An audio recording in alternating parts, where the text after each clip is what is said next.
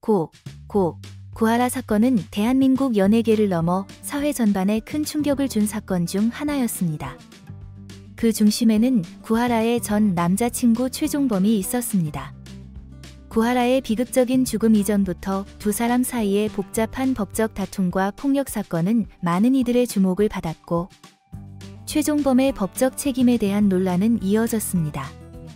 이 사건은 연예계뿐 아니라 사회 전반에서의 폭력 문제와 사생활 침해에 대한 인식을 새롭게 하는 계기가 되었으며, 최종범에 대한 법적 처벌은 그동안의 긴 공방에 종지부를 찍게 되었습니다.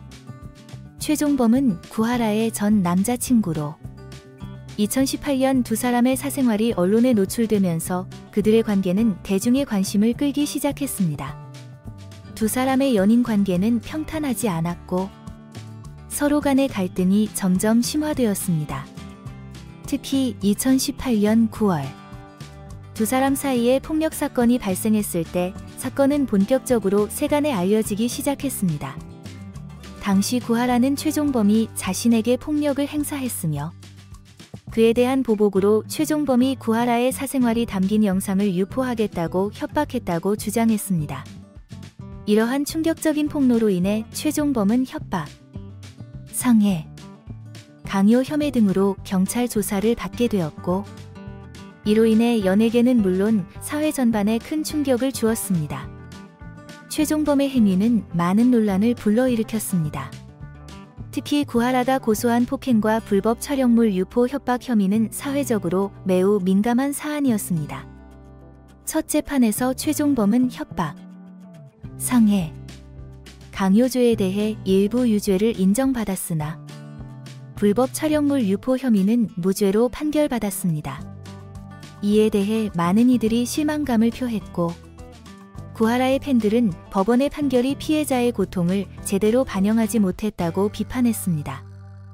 최종범에 대한 1심 판결 이후 구하라는 안타깝게도 2019년 11월 세상을 떠났습니다.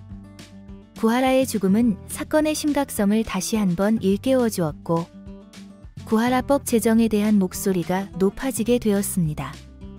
이 법안은 유가족의 권리를 보장하고 성범죄 피해자들의 보호를 강화하는 데 목적을 두고 있었습니다.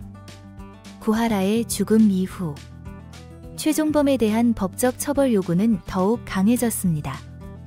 사건의 재판은 계속 이어졌으며 많은 사람들이 최종범의 죄에 대한 엄중한 처벌을 촉구했습니다.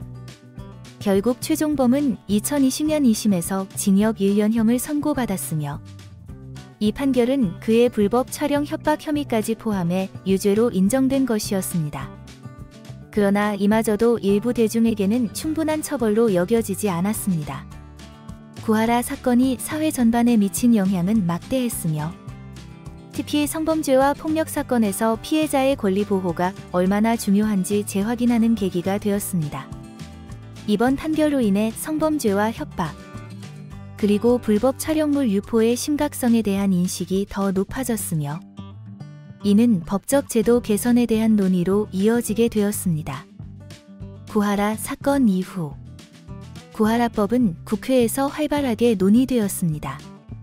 이 법안은 특히 성범죄 피해자와 그 유가족들이 법적으로 더욱 강하게 보호받을 수 있도록 하는 내용을 담고 있습니다. 구하라법은 피해자가 세상을 떠난 후에도 가해자가 처벌받지 않는 상황을 막기 위한 취지로 만들어졌습니다. 이는 많은 성범죄 피해자와 그 가족들에게 힘이 되었으며, 구하라 사건이 남긴 가장 큰 법적 유산 중 하나로 평가받고 있습니다.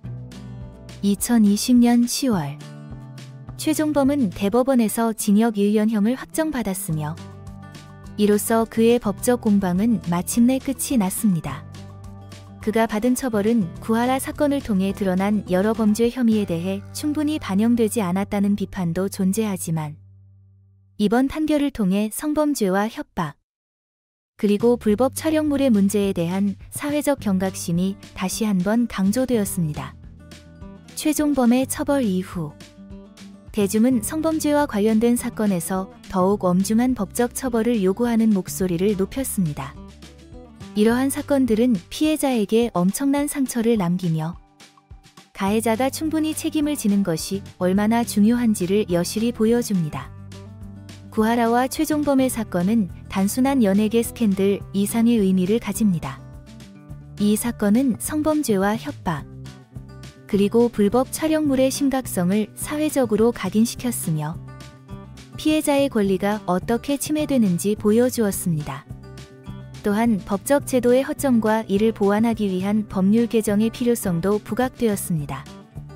구하라의 죽음은 한국 사회에 큰 충격을 안겼지만 그로 인해 피해자를 보호하고 가해자를 처벌하는 법적 틀이 강화되는 계기가 되었다는 점에서 의미가 큽니다.